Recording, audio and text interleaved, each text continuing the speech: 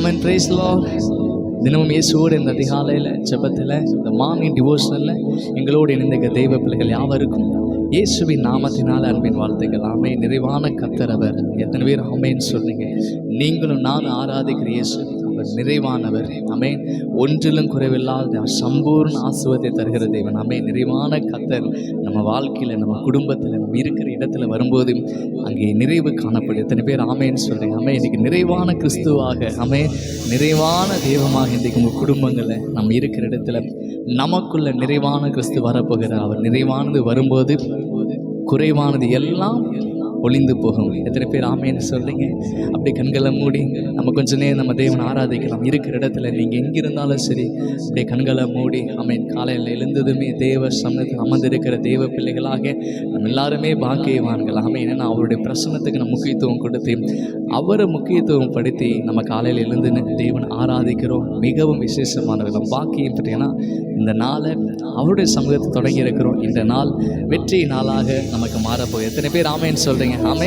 அப்படியே கண்களை மூடி கொஞ்ச நேரம் கர்த்தரை ஆராதிக்கலாம். எஸ், நீ நல்லவர் நல்லவர்னு சொல்லி துதிங்க. ஓ ஹல்லேலூயா. நமக்கு நன்றி செலுத்துகிற ஆண்டவரே. நிறைவான கிறிஸ்து எங்கள் வாழ்க்கையில், எங்கள் குடும்பத்தில் வரும்போது நிறைவானது மகிழ்ச்சி ஆண்டவரே, நிறைவான சந்தோஷம், நிறைவான பலனப்பா. ஹல்லேலூயா ஹல்லேலூயா. நமக்கு நன்றி செலுத்துகிறப்பா. நீர் எங்கள் வாழ்க்கையில், எங்கள் சபையில், எங்கள் குடும்பத்தில் உலாவுகிறதுக்காக உமக்கு நன்றி செலுத்துகிறோம். Yes Jesus. ஹல்லேலூயா. நீர் வந்தா சூழ்நிலை மாறுமே, முடியாததும் சாத்தியமாகுமே. நீர் வந்தா சூழ்நிலை மாறுமே, முடியாததும் சாத்தியமாகுமே. நிறைவே நீர் வாருமே, நிறைவே நீர் வேண்டுமே, நிறைவே நீர் போதுமே. ஆவியானவரே செய்து சொல்லுங்க. நிறைவே நிறைவே நீர் வாருமே, நிறைவே நீர் வேண்டுமே, நிறைவே நீர் போதுமே. ஆவியானவரே, நிறைவான ஆவியானவரே, வரும்போது குறைவுகள் இந்த காலை நேரத்தில் நிறைவான ஆவியான நிறைவான ஆவியானவரே, வரும்போது குறைவுகள் மாறுமே. நீர் வந்தா சூழ்நிலை மாறுமே, முடியாததும் சாத்தியம் ஆகுமே. நீர் வந்தா சூழ்நிலை மாறுமே. இயேசுவே, முடியாததும் சாத்தியம் ஆகுமே.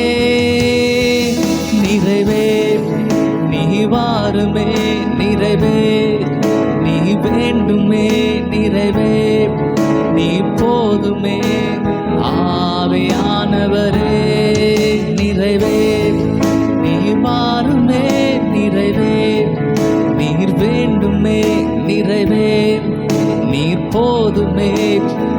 ஆவியானவரே, ஆவியானவரே, வனாந்திரம் வயல்வெளியாகுமே, பாலானது பயிர் நிலமாகுமே. சேர்ந்து சொல்லாம, வனாந்திரம் வனாந்திரம் வயல்வெளியாகுமே, பாலானது பயிர் நிலமாகுமே. நீர் வந்தா சூழ்நிலை மாறுமே, முடியாததும் சாத்தியம் ஆகும். அந்த நிச்சயத்தோடு சொல்லுங்க. நீங்க வந்தா, நீர் வந்தா சூழ்நிலை மாறுமே, முடியாததும் சாத்தியம் ஆகுமே. நிறைவே நீர் வாருமே, நிறைவே நீர் வேண்டுமே, நிறைவே போதுமே. ஆவியானவரே நிறைவே, நீ வாருமே நிறைவே, நீ வேண்டுமே நிறைவே, நீர் போதுமே. ஆவியானவரே பலவீனம் பலவீனம் பலனாய் மாறுமே. எங்க சுகவீனம் சுகமாய் சுகவீனம் சுகமாய் மாறுமே. பலவீனம் பலனாய் மாறுமே. இயேசையா சுகவீனம் சுகமாய் மாறுமே. நீர் வந்தா சூழ்நிலை மாறுமே. முடியாததும் சாத்தியம். ஆண்டவரே, நீங்க வரும்போது, உன்னதமான கர்த்தர் வரும்போது எங்க சூழ்நிலைகள் ஜெயமாக மாற அந்த உன்னதத்திலிருந்து ஆவியான ஊற்றப்படும் போது வறண்ட நிலம் வயல்வெளியாக மாறும் என்று கர்த்தருடைய வசனம் சொல்கிறபடி அந்த வசனத்தை எங்கள் குடும்பத்தின் மீது, எங்கள் சபைகள் மீது, அப்பா எங்கள் தகப்பனை, எங்கள் எல்லா காரியத்தின் மீது பேசுகிற உன்னதத்தின் ஆவியானவர் இந்த நேரத்தில், இந்த காலை நேரத்தில் எங்கள் மீது கர்த்தர் ஊற்றப்படுவீராக. எல்லா வனாந்தரமான காரியங்கள் வயல்வெளியாக மாறட்டும் தகப்பனே. இப்படி பிரச்சனை நீர் வந்தா சூழ்நிலை மாறுமே. முடியாததும் சாத்தியம். இன்னும் சத்தத்தை உயர்த்தி நீர் வந்தார் சூழ்நிலை மாறுமே. இயேசையா முடியாததும் சாத்தியமாகுமே. நிறைவானவர் நிறைவே, நீர் வாருமே நிறைவே, நீர் வேண்டுமே நிறைவே, நீர் போதுமே. ஆவியானவரே நிறைவே, நீர் வாருமே நிறைவே, நீர் வேண்டுமே நிறைவே, நீர் போதுமே. ஆவியானவரே எங்கள் ஆவியானவரே, எங்கள் ஆவியானவரே, எங்கள் ஆவியானவரே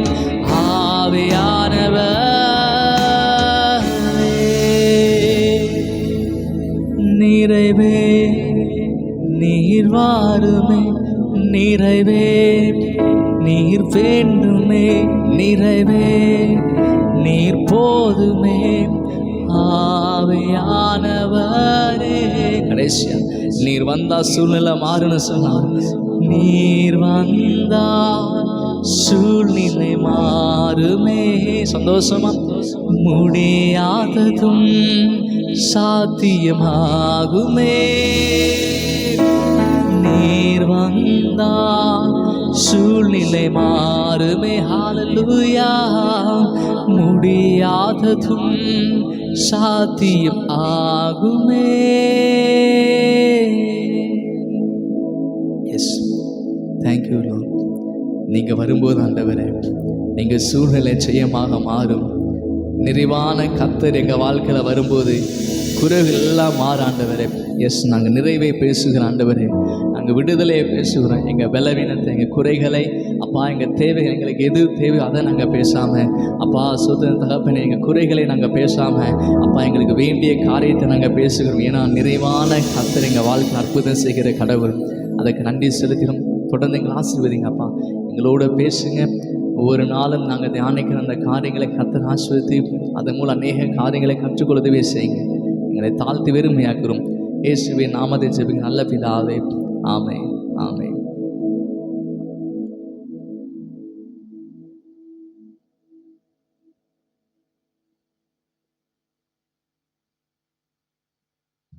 ஆமென். Thank you Lord. ஆமென். தொடர்ந்து நம்ம ஒவ்வொரு நாளும் ஒவ்வொரு காரியத்தை நம்ம தியானம் செய்கிறோம். எத்தனை பேர் நம்புறீங்க? எத்தனை பேருக்கு இந்த மார்னிங் டிவோஷனல் உங்களுக்கு ஆசீர்வாதமாக இருக்குது? ஆமென். கர்த்தர் நல்லவர். நம்ம இன்னைக்கு சங்கீதம் 4 நம்ம வாசிக்க போகிறோம். நம்ம சேர்ந்து வாசிக்கலாம். என் நீதியின் தேவனே, நான் கூப்பிடுகையில் எனக்கு செவி கொடும்.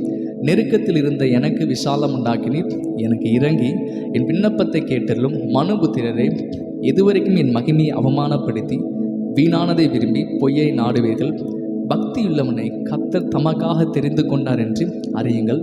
நான் கர்த்தரை நோக்கி கூப்பிடுகையில் அவர் கேட்பார். நீங்கள் கோபம் கொண்டாமலும் பாவம் செய்யாதிருங்கள். உங்கள் படுக்கையிலே உங்கள் இருதயத்தில் பேசிக்கொண்டு அமர்ந்திருங்கள். நீதியின் பலிகளை செலுத்தி கர்த்தர் மேல் நம்பிக்கையாயிருங்கள். எங்களுக்கு நன்மை காண்பிப்பவன் யார் என்று சொல்கிறவர்கள் அநேகர். கர்த்தாவே, உம்முடைய முகத்தின் ஒளியை எங்கள் மேல் பிரகாசிக்க பண்ணும். அவர்களுக்கு தானியமும் திராட்சரசமும் பெருகிருக்கிற காலத்திலும் சந்தோஷத்தை பார்க்கிலும் அதிக சந்தோஷத்தை என் இருதயத்தில் தந்தேன். சமாதானத்தோடு படுத்து கொண்டு நித்திரை செய்வேன். கர்த்தாவே, நீர் ஒருவரே என்னை சுகமாய் தங்க பண்ணுகிறீர். ஹல்லேலூயா. கர்த்தர் ஒருவரே நம்மை சுகமாய் தங்க பண்ணுகிறதான தேவன். ஆமென். ஸோ இந்த சங்கீதமானது இன்றைக்கு 4வது சங்கீதத்தை பார்க்குறோம். இந்த 4வது சங்கீதம் பார்த்தீங்கன்னா நெகினோத் என்னும் வாத்தியத்தால் வாசிக்க ராக தலைவனுக்கு ஒப்புவிக்கப்பட்டதான தாவீதின் சங்கீதம். இந்த சங்கீதம் டைட்டிலில் நீங்கள் மேலே பார்க்கும்போதே தெரியுது, இது தாவீதின் சங்கீதம். நீங்கள் ஒவ்வொரு டைம் பார்க்கலாம், சில வாத்தியங்கள் பெயர்கள் அந்த சங்கீதத்துக்கு முன்பதாக குறிக்கப்பட்டதை நம்மளால் பார்க்கணும். இந்த சங்கீதம் பார்த்தீங்கன்னா நெகினோத் அப்படின்னு சொல்லிட்டு ஒரு வேர்டு கொடுத்துருக்காங்க. இந்த நெகினோத் என்பது என்னன்னு சொல்லி பார்த்தீங்கன்னா அனைத்து கம்பி வாத்தியங்களையும் குறிக்கும் பொதுவான ஒரு சொல். அப்படின்னா கிட்டார் சொல்கிறோம், அப்புறம் ஹார்ப்பு. ஸோ இது மாதிரி அனைத்து கம்பியில் அனைத்து கம்பி வாத்தியங்கள் எல்லாமே அதுக்கு சேர்த்து ஒரு பொதுவான பெயர் அப்படின்னு சொல்லி என்ன சொன்னீங்கன்னா அது பொதுவான பெயர் தான் இந்த நெகினோத். ஸோ இந்த நெகினோத் அப்படிங்கிறது வேறு எதுவும் கிடையாது. கம்பிகள், அனைத்து கம்பிகளை கொண்ட வாத்தியம் அப்படின்னா அந்த கம்பிகள் உள்ள வாத்தியங்கள் எல்லாத்தையுமே குறிப்பதுக்கு பொதுவாக யூஸ் பண்ணப்படுகிற ஒரு வார்த்தை தான் இந்த நெகினோத் அப்படின்னு சொல்லி இந்த சங்கீதம் தாவீதின் சங்கீதம். ஸோ இந்த இடத்துல நம்ம 3 காரியத்தை நம்மளால் பார்க்க முடியும். 1, தாவீது தேவனிடம் பேசுகிறார். 2, தாவீது மற்ற மனிதர்களை பார்த்து பேசுகிறார். 3, தனக்குள்ளே அவர் பேசுகிறத நம்மளால் பார்க்க முடியும். தனக்குள்ளேயே பேசுகிறத நம்மளால் பார்க்க முடியும். சங்கீதத்தில் அதிகமாக தாவீதின் சங்கீதம் அதிகமாக இருக்குது. ஸோ இந்த சங்கீதத்தில் நம்ம பார்க்க போகிற காரியம், இந்த சங்கீதத்தை முதலாவது தாவீது எப்படி தொடங்குறேன்னா ஒரு ஜெபத்தோடு தொடங்குறேன். என் நீதியின் தேவனே அப்படின்னு சொல்லி ஜெபத்தோடு நான் கூப்பிடுகிறேன், எனக்கு செவி கொடும். நெருக்கத்தில் இருந்த என்னை எனக்கு விசாலம் உண்டாக்கினார். அவர் ஒரு ஜெபத்தோடு தொடங்குறார். எப்படி தொடங்குறார்? நெருக்கத்தில் இருந்த என்னை கர்த்தர் விசாலம் உண்டாக்கினார். ஹல்லேலூயா. இன்றைக்கு உங்கள் வாழ்க்கையில் சரி, நெருக்கத்தில் இருந்த நம்மை கர்த்தர் நமக்கு விசாலத்தை உண்டாக்குற தெய்வமாய் அவர் காணப்படுகிறார்.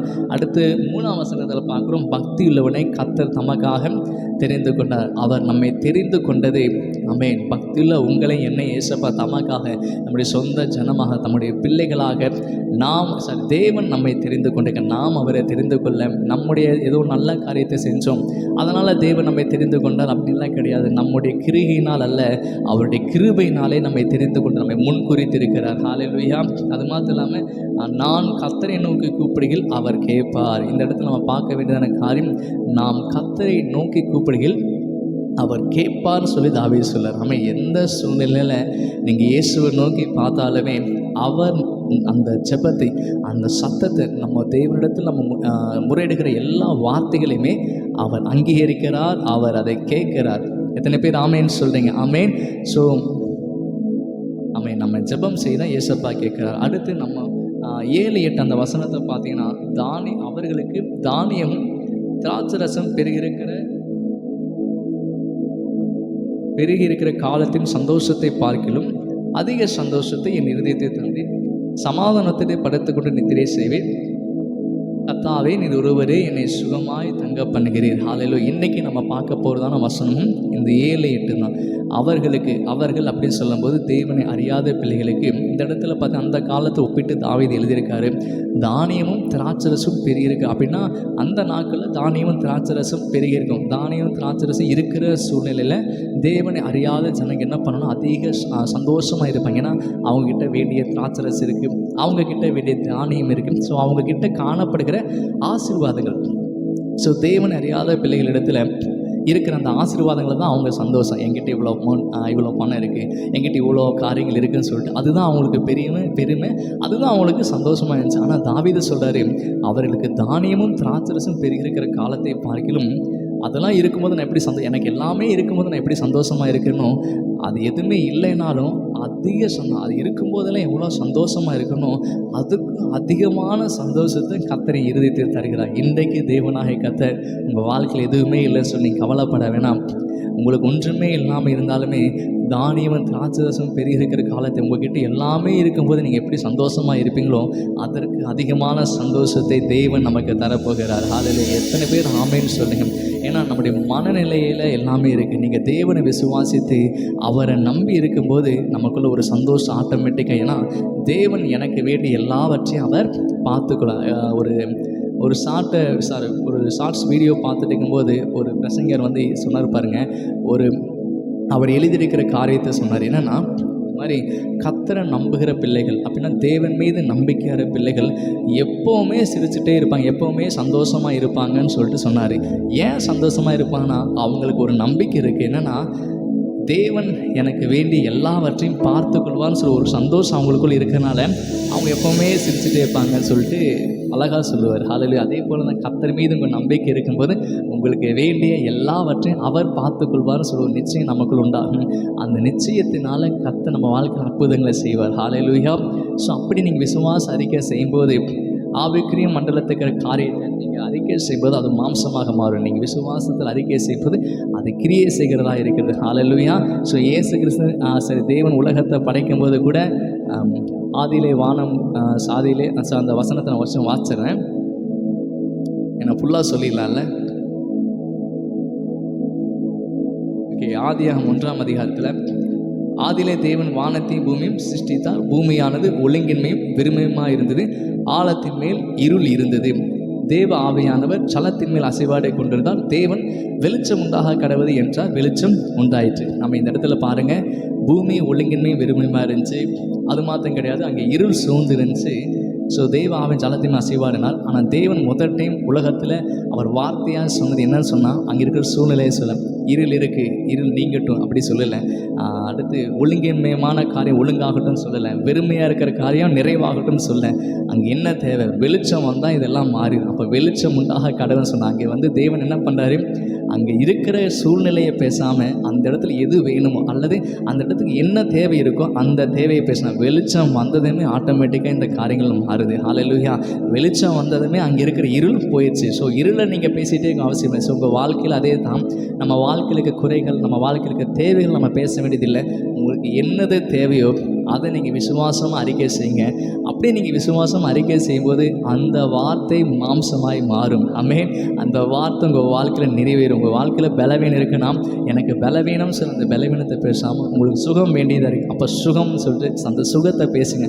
நான் சுகமாக இருக்கிறேன்னு சொல்லுங்கள். நான் விடுதலையாக இருக்கிறேன், நான் ஆசீர்வதிக்கப்பட்டுக்கிறேன், கர்த்தருடைய நாமத்தில் ஆசீர்வதிக்கப்பட்டவன் சொல்லிட்டு உங்கள் குடும்பத்தை ப்ளஸ் பண்ணுங்கள். நீங்கள் ஆசீர்வாதமாக இருக்கும்போது அந்த ஆசீர்வாதம் உங்கள் வாழ்க்கையில் வரும்போது அங்கே இருக்கிற குறைகள் எல்லாம் மாறுது. அவன் சமாதானத்தோடு படுத்துக்கொண்டு நித்திரை செய்வேன், கர்த்தர் ஒருவரே என்னை தாங்குகிறார். அந்த வசனம் பாருங்கள். பேதுரு வாழ்க்கையில் ஒரு இக்கட்டான சூழ்நிலை. சரி, ஏரோது ராஜா என்ன பண்ணுறாருன்னா யாக்கோபை கொலை பண்ணுறாரு. ஸோ கொலை பண்ணதுக்கு நமக்கு நல்லாவே தெரியும்.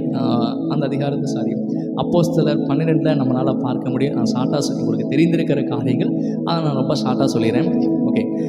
12 பாருங்கள், யாக்கோபை கொலை பண்ணிட்டாங்க. இது வந்து யூதருக்கு மிகவும் பிடிச்சதாக இருந்த செயலாக இருந்தனால இந்த யூதர்களை பிரியப்படுத்த முடியாத பேதுருவையும் கொலை செய்யலாம், பஸ்கா பண்டிகைக்கு பின்பதாக கொலை செய்யலாம்னு சொல்லிட்டு ஏரோது திட்டம் பண்ணுறான். அதுக்கு அவனை சிறைச்சால் அடைச்சி வச்சுக்கிறாங்க. ஸோ அதுக்கு வந்து போர்ச்சுகள் எல்லாம் காவலில் போட்டுக்கிறாங்க. அந்த பேதர் என்ன பண்ணனா 2 கைகளை கம்பியால் சங்கிலிகளால் கட்டிட்டாங்க. இவன் என்ன பண்ணனா படுத்து என்ன பண்ணிட்டுக்கான், நித்திரை பண்ணுறேன். அவனுக்கு வந்து நாளைக்கு அடுத்த நாள் என்ன பண்ண போகிறாங்க, கொலை பண்ண போகிறாங்க அவனுக்கு தெரியும். ஆனால் வந்து சமாதானமாக படுத்து தூங்கிட்டு இருக்கிறான். சமாதானமாக எந்த ஒரு பிரச்சனையும் இல்லாமல் அழகாக படுத்து தூங்கிட்டு இருக்காரு. ஸோ அது மாத்திரம் இல்லாமல் அவங்க சபையாரெல்லாம் அவனுக்கு ஊக்கத்தோடு ஜெபம் பண்ணாங்க. உடனே தேவதூதன் தோறான். ஸோ தேவதூதன் அந்த இடத்துக்கு வந்தது கூட பேதுக்கு தெரியாது. தேவதூதன் அவன் எழுப்பி வெளியே கொண்டு அவன் நினைக்கிறான் ஏதோ கனவுல போயிட்டு இருக்கிறோன்னு சொல்லி நினைக்கிறாரு. ஸோ வெளியே வராரு. அப்புறம்தான் என்னை காப்பாற்றும்படி ஏரோது கைக்கும் யூத ஜனங்களின் எண்ணங்களுக்கும் என்னை விடுதலையாக்கும்படி கர்த்தர் தூதரை அனுப்பினார் என்பதை பேதுரு புரிஞ்சுக்கூடாது. அந்த வசனம் 11 அப்போஸ்தலர் 12:11 உங்களால் பார்க்க முடியும். ஹல்லேலூயா. இன்றைக்கி பேதுரு வாழ்க்கையில் சமாதானமாக இருந்தார். அவனுக்கு அடுத்த நாள் கொலை செய்கிற சூழ்நிலை இருந்தாலுமே சமாதானமாக, ஏன்னா கர்த்தர் என்னை விடுவிப்பான ஒரு நிச்சயம். அவருடைய அனுமதி, அவருடைய திட்டம் இல்லாமல் என் வாழ்க்கையில் எதுவுமே நடக்குது. ஏன்னா நம்ம யாருக்கு கீழே பரலோகத்தின் கண்ட்ரோல் நம்ம இருக்கிறோம். பரலோக கண்ட்ரோல் வந்து உலகத்தில் இருக்குது. ஆமென். ஸோ தேவனுடைய கரத்தில் பாதுகாப்பாக நம்ம இருக்கிறோம். அவருடைய அனுமதி, அவருடைய சித்தம் இல்லாமல் நம்ம வாழ்க்கையில் ஒன்றுமே நடக்காது. நம்ம செய்வது ஒன்று தான், வார்த்தையை மாம்சமாக மாற்றணும். அந்த வார்த்தையை நீங்கள் விசுவாசத்தோடு அறிக்கை செய்யும்போது அது மாம்சமாக மாறி உங்கள் வாழ்க்கையில் எது தேவையோ அதை பேசுங்க. இருக்கிற சூழ்நிலையை பேசானா, பலவீனத்தை பேசாதீங்க, வியாதியை பேசாதீங்க, உங்கள் குறைகளை பேசாதீங்க. கர்த்தர் உங்களை எப்படி பார்க்குறாருன்னா உங்களை நீதிமானாக பார்க்குறாரு. உங்கள் ஃப்யூச்சர் அவரை பார்க்கறனால உங்களை பாவியாக கர்த்தர் ஒரு நாளும் பார்ப்பதே கிடையாது. ஸோ நீங்கள் பாவியாக இருந்த ஒருவேளை தேவன் மனம் திரும்புகிறோம், திருப்பி அடுத்த நாளே அந்த பாவத்தில் விழுகிறோம், திருப்பி அறிக்கை செய்யணும், திருப்பி சின்ன சின்ன குறைகள் வருது அப்படின்னா நீங்கள் ஜெபம் பண்ணுங்கள். ஏசப்பா எனக்கு உதவி செய்யணும்னு சொல்லிட்டு என்னை நீதிமா நம்ம உங்கள் ரத்தனை கழுவிட்டுன்னு சொல்லி நீங்கள் விசுவாசத்தோடு அறிக்கை செய்யுங்க. நிச்சயம் அந்த பாவத்திலேருந்து உங்களால் விடுதலை பெற முடியும். இயேசுவின் ரத்தம் நம்மை கழுவி நம்மை சுத்தியாக்கி நீங்கள் பாவத்தோடு இருப்பது தேவனுக்கு பிரியமல்ல.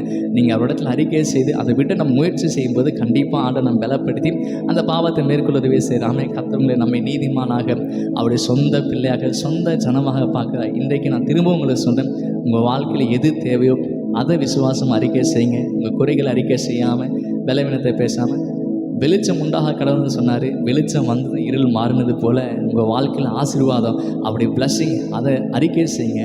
நீங்கள் அதை அறிக்கை செய்யும்போது ஆவிக்குரிய மட்டத்தில் இருக்கிறதான் அந்த காரியம் மாம்ச உலகத்தில், இந்த உலகத்தில் அது கிரியை செய்ய ஆரம்பிக்கும். ஆமென். ஸோ தேவன் நமக்காக யாவையும் சிலுவையில் செய்து முடித்து விட்டார். எத்தனை பேர் ஆமென் சொன்னேன்?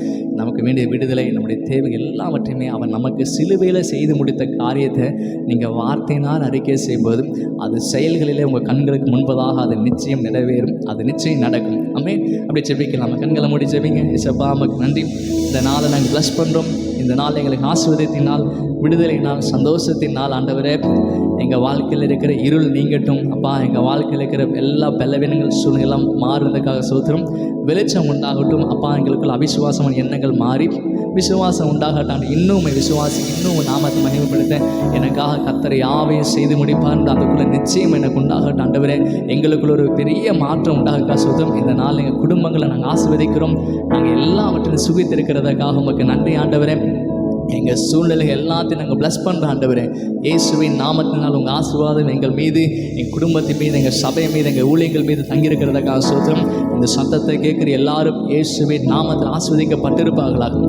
அவங்க வாழ்க்கையில் அவங்க எல்லாவற்றிலும் ஆஸ்வதிக்கப்படட்டும். தேவனுடைய நன்மை கிருபை அவங்களை தொடர்றதுக்காக சோத்திரம். எல்லா தீங்குக்கும் கர்த்தர் விலக்கிக் கொள்கிறதுக்காக உமக்கு நன்றி. இயேசுவின் நாமத்தை ஜெபிக்கின்ற நல்ல பிதாவே. ஆமேன், ஆமேன். நம்ம சேர்ந்து சொல்லாம். என் ஆத்மாவே கர்த்தரை ஸ்தோத்திரி, என் முழு உள்ளமையோட பரிசுத்த நாமத்தை ஸ்தோத்திரி. என் ஆத்மாவே கர்த்தரை ஸ்தோத்திரி, கர்த்தர் செய்த சகல உபகாரம் மறவாதே. ஆமேன், ஆமேன், ஆமேன். God bless you. தொடர்ந்து ஒரு நாள் எங்களோடு இணைந்திருங்கள். ஸோ நம்ம தொடர்ந்து ஒரு நாள் தேவனை ஆராதித்து நல்ல வார்த்தைகளை கேட்க போகிறோம். ஆண்டவர் உங்களோடு இடைப்படுவார். நிச்சயம் உங்கள் வாழ்க்கை மாறும். ஸோ தேவன் நம்மை ஆசீர்வதிக்க உண்மையில் கடவுளாக இருக்கிறோம். இந்த வருடத்தில் நம்ம பெற்ற வாக்கு தத்தங்கள் நம்ம வாழ்க்கையில் நிச்சயம் நிறைவேறும். ஆமென். God bless you. Thank you.